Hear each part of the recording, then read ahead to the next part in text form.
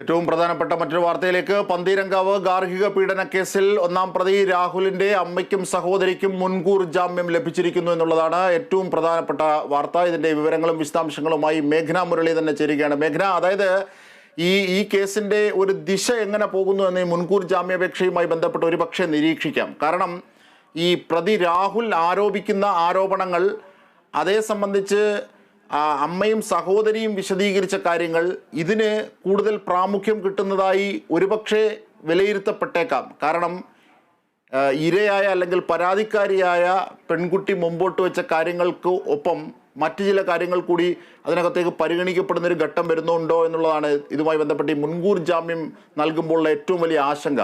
എന്തൊക്കെയാണ് മുൻകൂർ ജാമ്യാപേക്ഷ പരിഗണിച്ചുകൊണ്ട് കോടതി പറഞ്ഞത്, മുൻകൂർ ജാമ്യം നൽകിക്കൊണ്ട് കോടതി സൂചിപ്പിച്ചത്? അത് പന്തീരങ്കാവ് ഗാർഹിക പീഡന കേസിലെ ഏറ്റവും സുപ്രധാനമായ അല്ലെങ്കിൽ ഈ കേസിന്റെ ദിശ നിർണ്ണയിക്കുന്ന ഒരു കാര്യം തന്നെയായിരുന്നു കോഴിക്കോട് സെഷൻസ് കോടതിയുടെ മുൻകൂർ ജാമ്യ ഹർജി പരിഗണിക്കുന്നതിലൂടെ ഉണ്ടായത്. അതായത് ഇന്നലെയായിരുന്നു ഇതുമായി ബന്ധപ്പെട്ട് വാദം കേസുകൾ പൂർത്തിയാക്കിയിട്ടുണ്ടായിരുന്നത്. ശേഷം വിധി പറയാനായി ഇന്നേക്ക് കോഴിക്കോട് സെഷൻസ് കോടതി മാറ്റുകയായിരുന്നു. ഇതിലടക്കം പറയുന്നത്, അതായത് ഇവരുടെ വാദം അംഗീകരിക്കുന്ന തരത്തിലേക്ക്, അമ്മയുടെയും സഹോദരിയുടെയും വാദം അംഗീകരിക്കുന്ന തരത്തിലേക്കാണ് ഇപ്പോൾ കോഴിക്കോട് സെഷൻ കോടതിയുടെ വിധി വന്നിട്ടുള്ളത്. ഇതിൽ അമ്മയും സഹോദരിയുടെയും ഭാഗം എന്ന് പറയുന്നത് ഇതിൽ തങ്ങൾക്ക് പങ്കില്ല എന്നുള്ളത് തന്നെയാണ്. ആദ്യഘട്ടത്തിൽ ഈ പെൺകുട്ടി മൊഴി കൊടുക്കുമ്പോഴടക്കം അമ്മയുടെയും സഹോദരിയുടെയും പേരുണ്ടായിരുന്നില്ല. ശേഷം മറ്റാരുടെയെങ്കിലും പ്രേരണ കൊണ്ട് ഇങ്ങനൊരു മൊഴി ചേർക്കപ്പെട്ടു, അല്ലെങ്കിൽ അമ്മയുടെയും സഹോദരിയുടെയും പേര് ചേർക്കപ്പെട്ടു. മാത്രമല്ല അന്വേഷണ സംഘത്തിന് എതിരെ അടക്കം മാധ്യമ പ്രവർത്തകർക്കെതിരെ അടക്കമുള്ള വലിയ ആരോപണം ഈ മുൻകൂർ ജാമ്യ ഹർജിയിൽ ഈ അമ്മയും സഹോദരിയും ഉന്നയിച്ചിട്ടുണ്ടായിരുന്നു. അതായത് ഈ അന്വേഷണ സംഘം അകാരണമായി ഇവരെ പ്രതി ചേർക്കാൻ വേണ്ടി ധൃതി കാട്ടി, മാധ്യമങ്ങളെ തൃപ്തിപ്പെടുത്താൻ വേണ്ടി അടക്കം ഇതുപോലുള്ള, അതായത് മറ്റു കാരണങ്ങളൊന്നുമില്ലാതെ, തെളിവുകളൊന്നുമില്ലാതെ ഈ കേസിൽ പ്രതി ചേർക്കാൻ വേണ്ടി ധൃതി കാട്ടി എന്നുള്ളൊരു ആരോപണം ഉന്നയിക്കുന്നുണ്ട്. മാത്രമല്ല പെൺകുട്ടിയുടെ ഈ മൊഴി അടക്കം കളവാണ്, അല്ലെങ്കിൽ സ്ത്രീധന പീഡനത്തിൽ തങ്ങൾക്ക് പങ്കില്ല, അടച്ചിട്ട മുറിയിൽ നടന്ന ഒരു സംഭവമാണ്, അത് തങ്ങളുടെ മേലിലേക്ക് കൂടി ഈ പ്രതി ചേർക്കപ്പെടുന്നു എന്നുള്ള ആരോപണങ്ങളൊക്കെയാണ് ഉന്നയിച്ചിട്ടുണ്ടായിരുന്നത്. മാത്രമല്ല വ്യക്തിഹത്യ എന്നുള്ളൊരു കൂടി ഇവർ മുന്നോട്ട് വെച്ചിരുന്നു. അതായത് മനുഷ്യാവകാശ കമ്മീഷനും വനിതാ കമ്മീഷനും ഇവർ മുന്നേ പരാതി നൽകിയിരുന്നു.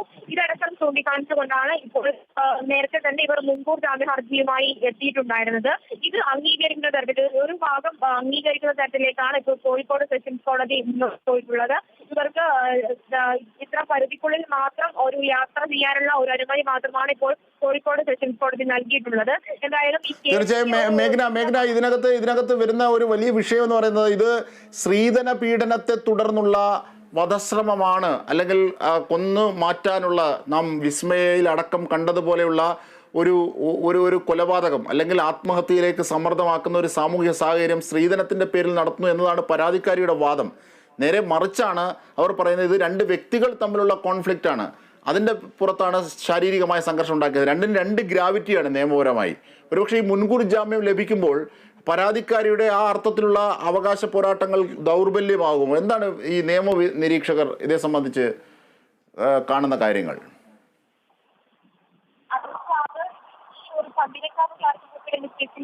അതായത് പെൺകുട്ടിയുടെ മുകളിൽ ഗുരുതരമായിട്ടുള്ള ഒരു ആരോപണമാണ് ഈ പെൺകുട്ടി ഉന്നയിച്ചിട്ടുണ്ടായിരുന്നത്. അതായത് സ്ത്രീധനം ചോദിച്ച് പീഡിപ്പിക്കുന്നു, അമ്മയും സഹോദരി സ്ത്രീധനം ചോദിച്ച് പീഡിപ്പിക്കുന്നു, ആ തരത്തിലുള്ള ഒരു ആരോപണം, അത്രയും ഗുരുതരമായിട്ടുള്ള ആരോപണമായിരുന്നു ഉന്നയിച്ചിട്ടുണ്ടായിരുന്നത്. ഇവർക്കെതിരെ വധശ്രമത്തിനടക്കം സ്ത്രീധന പീഡനത്തിനടക്കം കേസ് എടുക്കാനുള്ള വകുപ്പ് ചുമത്തി അറസ്റ്റ് ചെയ്യാനുള്ള ഒരു സാധ്യതയും ഉണ്ടായിരുന്നു. മാത്രമല്ല ഇതിനു മുന്നേ തന്നെ അന്വേഷണ സംഘം ഇവർക്കെതിരെ, അമ്മയ്ക്കും സഹോദരിക്കുമെതിരെ നിരവധി തവണ അന്വേഷണ ഹാജരാകാനായി നോട്ടീസും അയച്ചിരുന്നു. മാത്രമല്ല മുന്നേ തന്നെ ഇതിൽ പ്രധാനപ്പെട്ട ഒരു കാര്യം എന്ന് പറയുന്നത്, ഇതിൽ കഴിഞ്ഞ 2 ആഴ്ച തന്നെ ഇവർ മുൻകൂർ ജാമ്യ ഹർജിയുമായി കോടതിയിൽ എത്തിയിരുന്നു. പക്ഷേ അന്വേഷണ സംഘം ഈ അന്വേഷണ റിപ്പോർട്ട് കോടതിയിൽ സമർപ്പിക്കാൻ വൈകി. അങ്ങനെ ആ വൈകിപ്പിച്ചത് മൂലമാണ് ഇത്രയും കാലം ഇവർ മുൻകൂർ ജാമ്യ ഹർജി ലഭിക്കാതെ ഇതിനൊരു ദൈർഘ്യം ഉണ്ടായത്, കാലതാമസം ഉണ്ടായത്. അതിനുശേഷം ഇന്ന് ഈ മുൻകൂർ ജാമ്യ ഹർജി അനുവദിക്കുമ്പോൾ ആദ്യം പരാതിക്കാരിയുടെ ആദ്യ മൊഴികളിൽ ഈ അമ്മയും സഹോദരിയും ഇല്ലായിരുന്നു. അതാണ് ഒരു പക്ഷേ അത്തരത്തിലൊരു ഡിലേ വരാനുണ്ടായ ഒരു സാഹചര്യമായി കണക്കാക്കാനാകുന്നത്. ഇനി ഈ രാഹുലിനെ ഇതുവരെ പിടികൂടാനുമായിട്ടില്ല ജർമ്മനിയിൽ നിന്ന്. അതിൻ്റെ കാര്യങ്ങളും ഡെവലപ്മെന്റ്സും എന്തെങ്കിലും അറിയുന്നുണ്ടോ? തീർച്ചയായും അൻസാദിൽ ഈ കേസിലെ ഏറ്റവും സുപ്രധാനപ്പെട്ട ഒരു കാര്യം എന്ന് പറയുന്നത് ഇന്ത്യയിലേക്ക് എത്തിക്കുക, അറസ്റ്റ് ചെയ്യുക എന്നുള്ളത് തന്നെയാണ്. അതിലിപ്പോൾ രാഹുൽ ജർമ്മനിയിൽ മുന്നേ തന്നെ ജോലി ചെയ്യുന്ന വ്യക്തിയായിരുന്നു. അതുകൊണ്ട് രാഹുൽ ജർമ്മനിയിലേക്ക് രക്ഷപ്പെട്ടു. ജർമ്മനിയിലാണ് ഉള്ളത് എന്ന് അന്വേഷണ സംഘം സ്ഥിരീകരിച്ചിട്ടുണ്ട്. മാത്രമല്ല ഇപ്പോൾ ഇന്റർപോളിന്റെ സഹായത്തോടു കൂടിയാണ് അന്വേഷണം പുരോഗമിക്കുന്നത്. അതിൽ ഇന്റർപോൾ സംസ്ഥാന നോഡൽ ഓഫീസർ ആയിട്ടുള്ള ക്രൈംബ്രാഞ്ച് ADCP ഒരു അന്വേഷണ റിപ്പോർട്ട് സമർപ്പിച്ചിട്ടുണ്ട്. ഇന്റർപോൾ സമർപ്പിച്ചിട്ടുണ്ട്. ഇനി അതിൽ നിന്നുള്ള ഒരു വിശദീകരണം സംസ്ഥാന ആഭ്യന്തര ലഭിക്കണം. അതിനുശേഷം മാത്രമേ ഈ റെഡ് കോർണർ നോട്ടീസ് അടക്കമുള്ള പുറപ്പെടുവിക്കുന്ന കാര്യങ്ങളൊക്കെ പൂർത്തിയാവുകയുള്ളൂ. അതിനുശേഷമാണ് ഈ രാഹുലിനെ രാജ്യത്തിലേക്ക് എത്തിക്കാനുള്ള നടപടിക്രമങ്ങൾ ഔദ്യോഗികമായി പൂർത്തിയാവുകയുള്ളൂ.